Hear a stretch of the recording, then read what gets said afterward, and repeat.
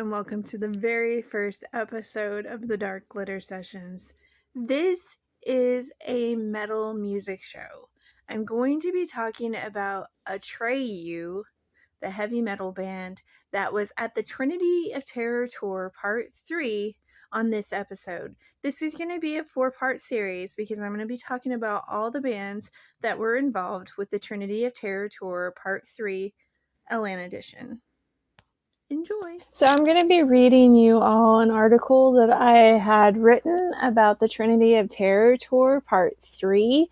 You can find this on Medium, and I'm hoping to get it published in a music magazine. We will keep our fingers crossed, but here goes. The Dark Glitter Sessions by Jaime Bennett, a love letter to metal music, the path that I have traveled and the story thus far. The Trinity of Terror Tour Part 3 Atlanta Edition. The following words on this page are not only my personal experience at the Trinity of Terror Tour Part 3 in the Atlanta area, but also a love letter to the metal bands that I had the honor of witnessing the artistry of that night. I was able to snag a VIP ticket to the event, and I was anticipating the nerves that were sure to follow leading up to the event.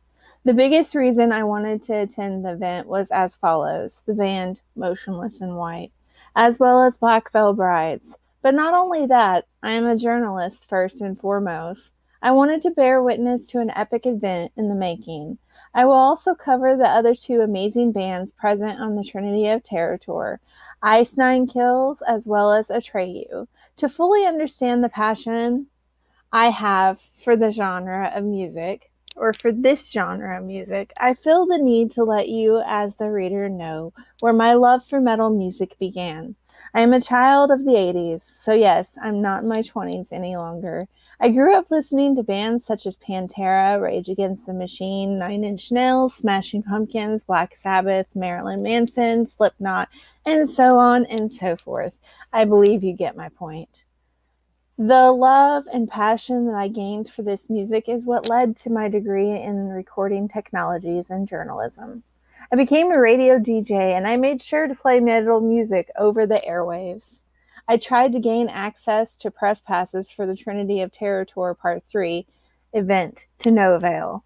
However, that did not deter me from covering the event.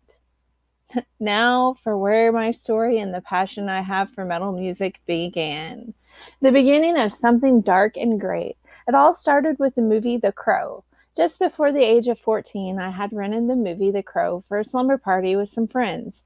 I instantly fell in love with the dark content of the film as well as the soundtrack. I became hooked on metal music and anything horror or goth related. You may be asking yourself at this point, why or how?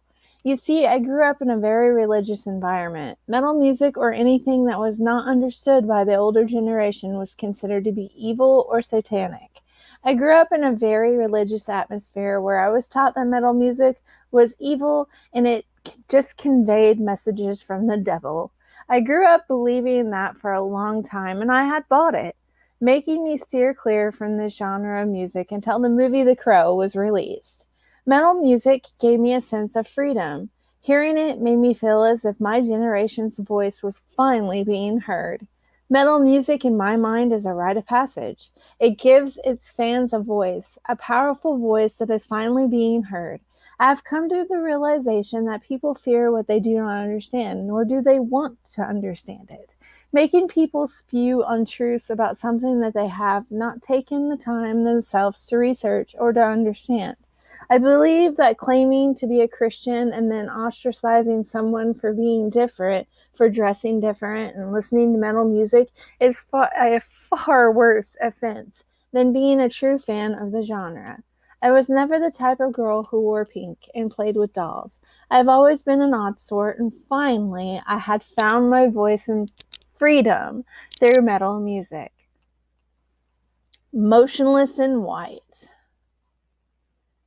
From the moment that I heard their song voices, I knew I had stumbled upon a band that could provide the soundtrack of my life.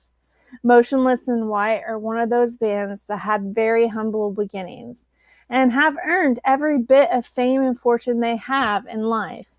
You see, that is not what this band is about, though. They are about so much more than being in the limelight. Their music is raw. It tells a story, and the story that their music has to tell is a very powerful one. When I say they had humble beginnings, I mean exactly that. The band was founded in the summer of 2004, and in 2005 they released their self-distributed demo. Take notice of the word self-distributed. Making it in the music industry is not for the faint of heart, and metal music is no exception. Motionless in White have clawed their way to get to where they are in the music industry, and I have nothing but respect for this band. They did not disappoint at the Trinity of Terror Tour Part 3 concert in the Atlanta area. I waited with bated breath for their arrival on the stage. From the first song to the last song of their set, I felt like I was part of something bigger than myself. And it is a night I will never forget. I will speak more in depth about all the band's sets later on in this article. Chris Motionless is the type of frontman that you take notice of. He towers in at 6'1", but his height has nothing to do with his powerful stage presence. He has the ability to draw the audience in and make them feel like part of the performance. Even if you don't get the chance to shake hands with Chris Motionless or get that coveted photo op, never fear, it will still be a night that you will never forget. Motionless in White is a band for the centuries, and they will keep outdoing themselves. What the band Motionless in White represents to me is vocal freedom, my voice being heard through their profound, impactful, lyrical genius. Attending this concert was more than just hearing some of my favorite Motionless in White songs being performed. This was my chance to finally breathe. Motionless in White's music holds a very powerful meaning for me, and although I may not want to admit this, I got all emotional seeing them live and in person, performing some of the songs that have gotten me through some pretty traumatic times in my life. I soak and take in every aspect of the concert. The most important part to me is actually feeling the music deep in my heart and soul. Motionless in White is a drug that I cannot get enough of. It is good for my heart and soul. I am officially addicted, and I cannot wait until the next epic event to unfold for this band. I am here for the ride as a loyal fan and artist myself. Ice 9 Kills. I hate to admit this, but I have to be honest here. I had never heard of this artistic horror metal band before the Trinity of Terror Tour Part 3. Please don't hate me for admitting that fact. Although I had never heard of them, their stage presence was quite different. They put on a show, and I can see why they have so many loyal fans. Their stage act and performance is one of pure horror artistry. Although it may be true I had never heard of them before this concert, I walked away at the end of the night having Ice 9 Kills performance securely embedded in my thoughts. Their set was like that of a horror movie production, and the audience got to be a part of the cast. This band was founded in the year 2000 by frontman Spencer Charnas and high school friend Jeremy Schwartz. The band had originally started with a band name Ice 9 and later transformed to Ice 9 Kills, which is a reference to a fictional substance found within the pages of Kurt Vonnegut's book Cat's Cradle. It is no wonder that this band gives off horror movie vibes. I myself, being a lover of horror movies and books, can truly appreciate this band's style and stage performance. They did not disappoint their fans and left the fans asking and begging for more. Atreyu. Imagine the thunder rolling in from a massive storm, and that will give you an idea of how the amazing powerhouse of the band entered the stage. They gave their fans as well as members of the audience an epic performance. I had only recently discovered Atreyu and was very much looking forward to seeing them perform live in person. They were the opening act of the night, leaving me with my jaw on the floor. I had to think to myself, if the first band of the night's performance is this epic, how will the others follow? From the very first song of Atreyu's set to the last song, they had the audience moving. A symphony of power is what I would call it. Atreyu's performance is something to behold, and I will not soon forget how my adrenaline raced with the rhythm of the drums. Their performance at the Trinity of Terror Tour Part 3 is what metal music is all about. A raw, emotion-provoking adrenaline rush, leaving their fans thirsting for more. Black Veil Brides.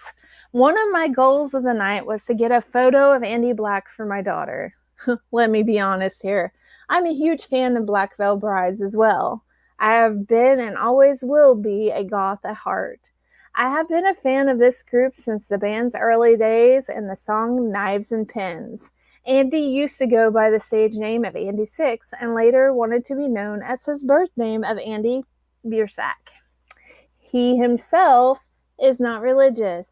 However, he did grow up in a religious background. I don't usually like to pick and talk about just one song because more often than not, bands have numerous songs that I love. I was excited to witness them performing their song, The Fallen, as well as Scarlet Cross. But what really made my black goth heart happy is the nostalgia that came with them performing Knives and Pins. I was sad that their performance was cut very short by them having to stop because of an audience member getting injured. I, however, fully respect the band for caring about their fans and wanting to ensure that everything was okay and safety of their audience members. Andy has a powerful stage presence, and I was fully entranced by his singing. Seeing him live and in person gives you a whole new perspective on how talented this band truly is. I walked away at the end of the concert knowing good and well that I got my money's worth, and then some. Even though the Black Veil Bride set was cut short, if you ever get a chance to see this band live, please do so. So here is my take on the Trinity of Terror Tour Part 3 concert. Although I was upset by the bands having to pause their sets off and on because of the concert goers getting a little too rough with crowd surfing and knocking people out, you do have to have it in your mind that this is what you're signing up for when you attend a heavy metal concert or a metal concert of any kind, and you have floor tickets. It is going to get rough, and people do stand the possibility of getting hurt. However, when one of the performers on stage kindly asks for the crowd surfers to halt and take a break for the sake of the concert goers in the front row, I believe that they should heed what the artist is asking and have respect.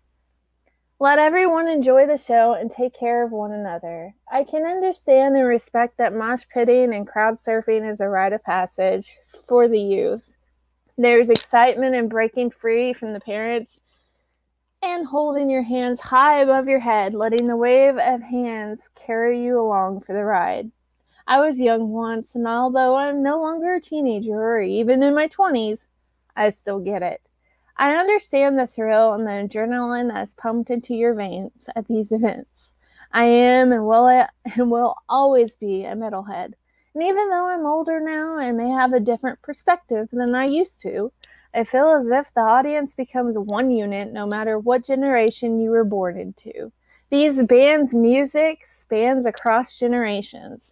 There was a grandfather and a granddaughter in attendance at this concert, and it did not seem to me that the grandfather was just there for the sake of his granddaughter, but that he himself was a fan of the music genre.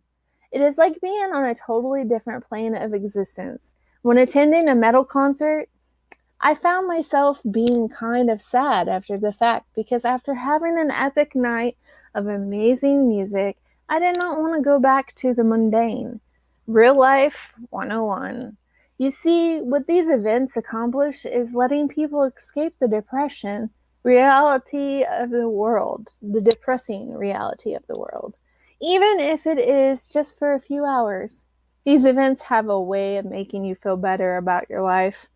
It is a way of life and a way for your brain stress to take a vacation, allowing your adrenaline to take the wheel and drive for a change. So thank you, Motionless in White, Black Veil Brides, Ice Nine Kills, and Atreyu. for giving me one of the most memorable nights of my life. I sign off for now with profound love from my black goth heart to yours.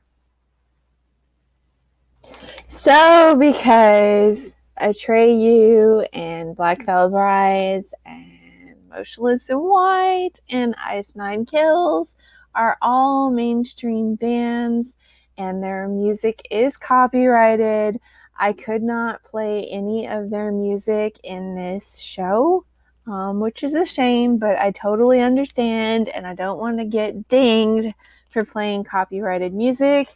I will, however, still play the videos of these bands, and I will show photos that I had taken at the concert, video clips that I had done at the concert.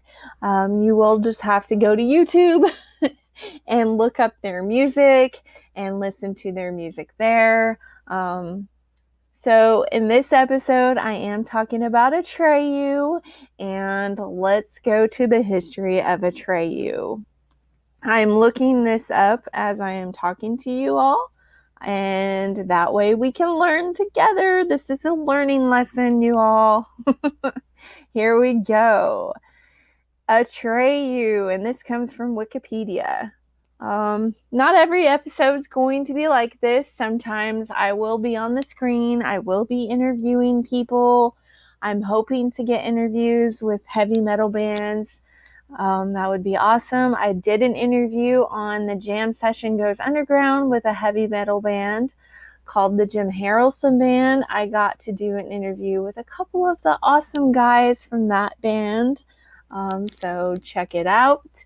It is on the Jam Session Goes Underground, which happens on the same day as this show. So when the Jam Session Goes Underground is not airing and I don't have a guest with that show, this show will be airing. And like I said, this is a 4-part series. I'm going to be talking about Atreyu on this episode, and then I'm going to be talking about Black Veil Brides, Ice Nine Kills, and Motionless in White. So here is all about Atreyu, and you can find this on wikipedia.org. Not to be confused with Atreyu, the character from the Neverending Story. Atreyu is an American metalcore band, and this is all in quotations, folks, from Yorba Linda, California. They were formed in 1998, and the band currently consists of, let me see when this article was updated, if it even tells me. Ooh, let's look at the bottom. Let's see. It was updated this year. So it was updated January 27th of 2023. So this information is current.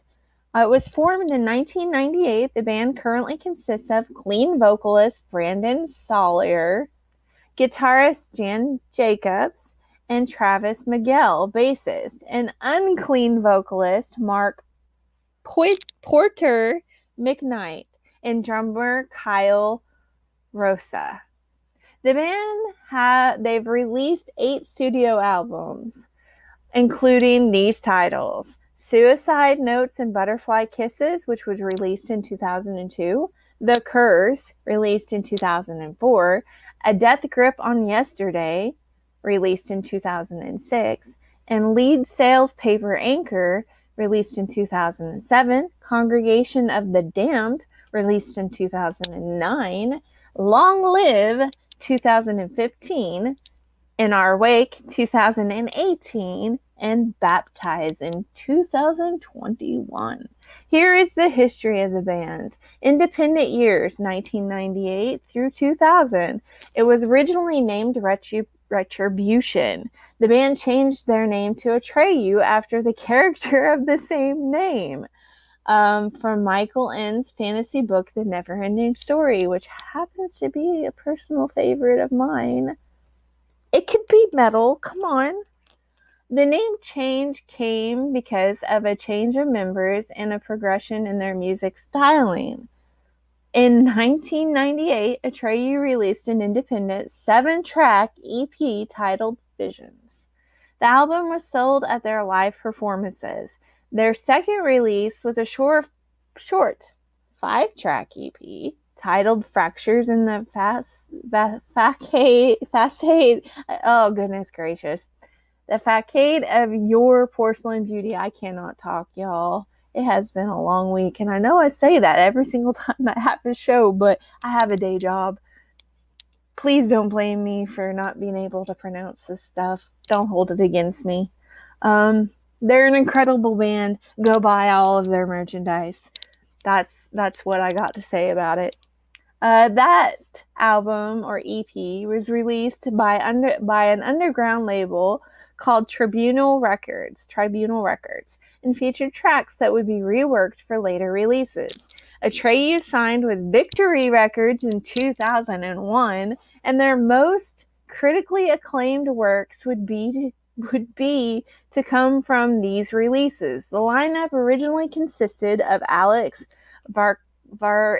Vartikazaz, sorry if I butchered that name, lead vocals, Dan Jacobs, lead guitarist, Travis Miguel, rhythm guitar, Kyle Stanley, bass guitar. I'm dreaming about fishing, I guess. Bass guitar. At the time of this lineup, they had no drummer until 1999. Isn't that interesting? When Ryan Sawyer invited his younger brother, Brandon Sawyer, to be the drummer for the group. That's interesting. That's awesome. They were signed to Victory Records. I'll get it out eventually. I'm sorry. In between 2001 and 2006. And in 2001, Atreyu signed with Victory Records, later releasing in 2002 their first studio album, Suicide Notes and Butterfly Kisses. Brandon Sawyer sang for the band as a second singer who would become more prolific in their later releases. However, for Suicide Notes and Butterfly Kisses, his parts were largely confined to choruses. Music videos were filmed for the singles Ain't Love Grand and Lip Gloss and Black. The later video found significant airplay on Headbangers Ball and Uranium in the fall of 2003. I have actually been on MTV2 and met the host, Jaime Joth, I believe is his last name. Oh gosh, I hope I'm not getting that wrong. The lead singer of Hatebreed, that's what you need to know. Awesome lead singer of Hatebreed. I actually met him, and I was on MTV2 for the Vines concert in New Orleans in 2004. So, yeah, there's that. So I've heard of Headbangers Ball. Awesome show, incredible show. And it was hosted by an incredible host. So that was released in fall of 2003, gaining Atreyu some of its initial mainstream attention. Kyle Stanley quit the band and was replaced first by Chris Thompson and then by Mark Porter McKnight in 2004. The band's second album, The Curse, was released in 2004, selling 450,000 copies. The band was then featured on the soundtrack to the film Mr. and Mrs. Smith. Hello, Angelina Jolie and Brad Pitt. That's pretty awesome. With a cover of Bon Jovi's You Give Love a Bad Name. Atreyu was also featured on the soundtrack to Underworld Evolution, one of my personal favorites, with her portrait in black. Right Side of the Bed also appeared on Burnout 3, Takedown, a racing video game. Atreyu released its third studio album, A Death Grip on Yesterday, on March 28, 2006. The album peaked at number 9 on the Billboard 200 with sales of 69,000.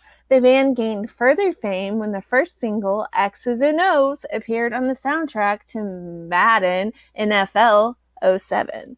The album was said to have a balance of Brandon Sawyer's melodic singing vocals, and I can't pronounce his last name, but I will try my best, Vartikazaz's aggressive screaming, and it was met with positive reviews.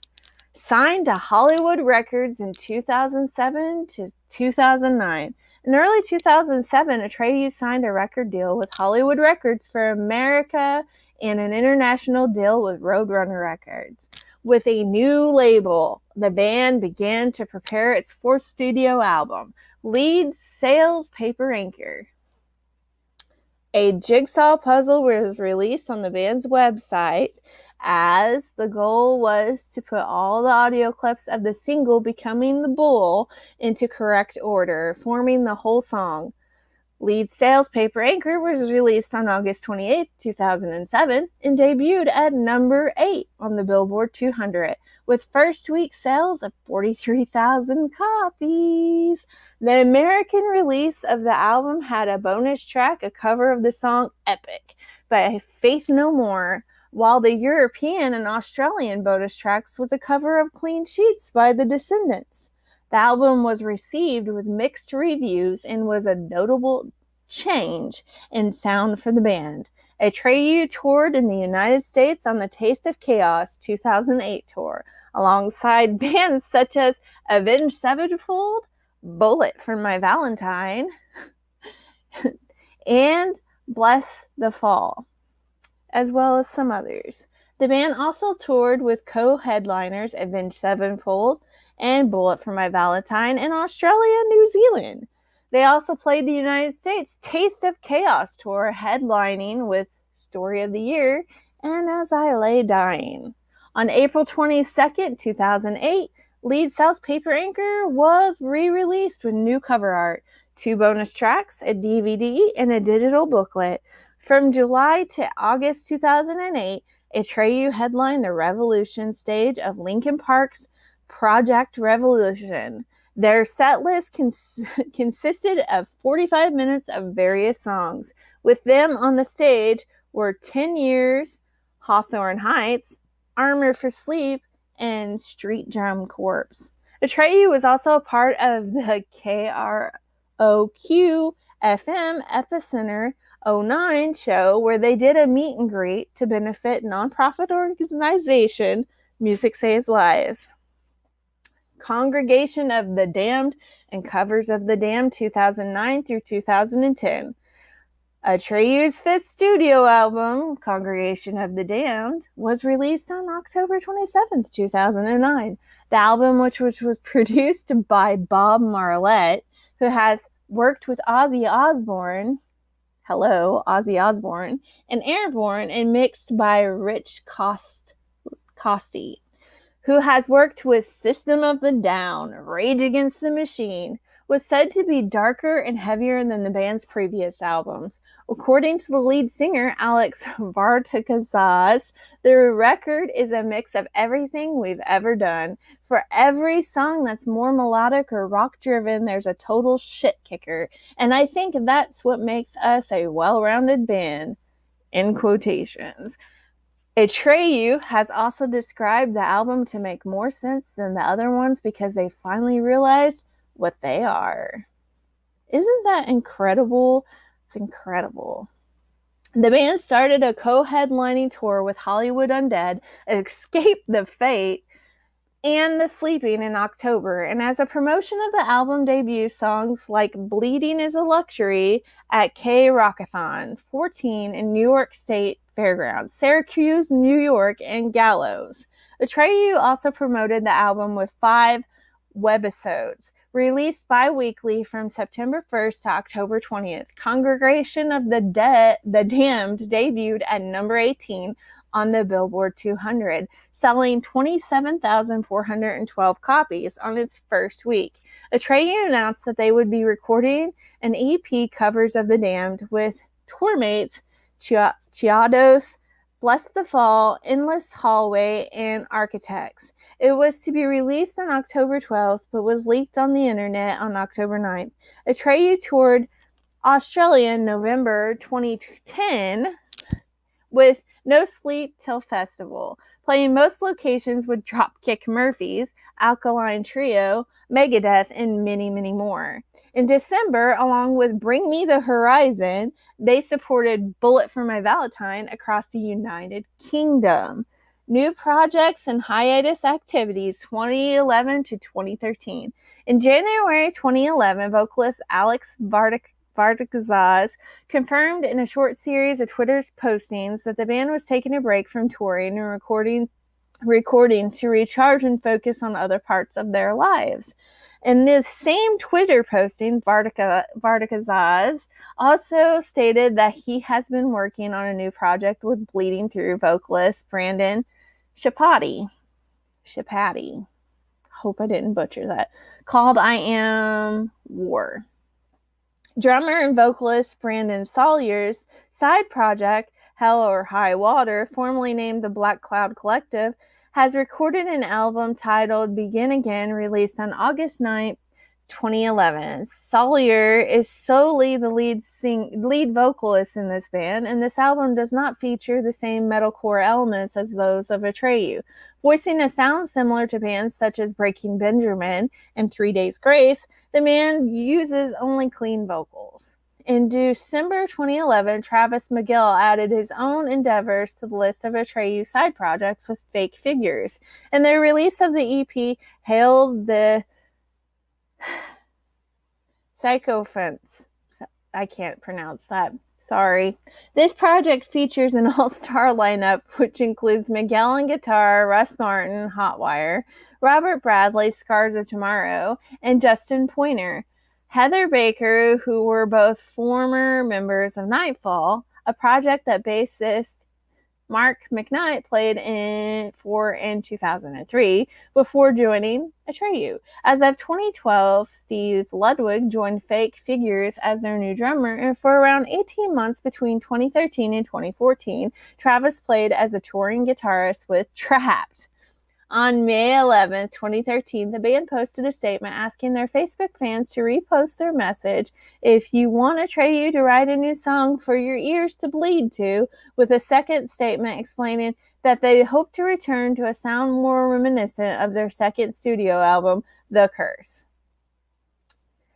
So, you can find all of this history on wikipedia.org about Atreyu, and it tells you about their albums, their music style and influences, but I think that you get the point. I'm sorry if I butchered some of the pronunciations. I'm sorry if I butchered some of the names. I mean, no disrespect.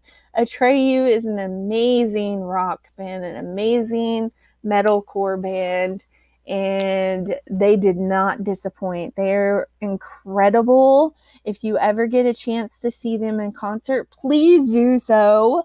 I'm going to insert some of the photos that I took of Atreyu. I didn't get too many photos, to be honest.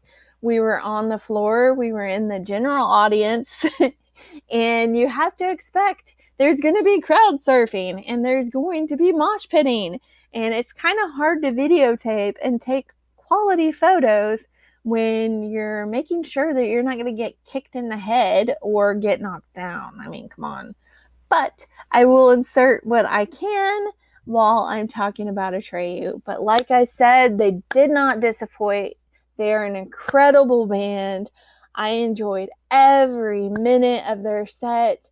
It was just, oh my gosh, epic. Absolutely epic. I had never heard of the band before I went to the concert. Well, I heard of them slightly before I went to the concert because one of my friends went to the same concert and she told me about them. And then I looked them up and I just fell in love with their music. They're incredible. You need to do yourself a favor and go see them in concert because you will not be disappointed. They are an incredible band.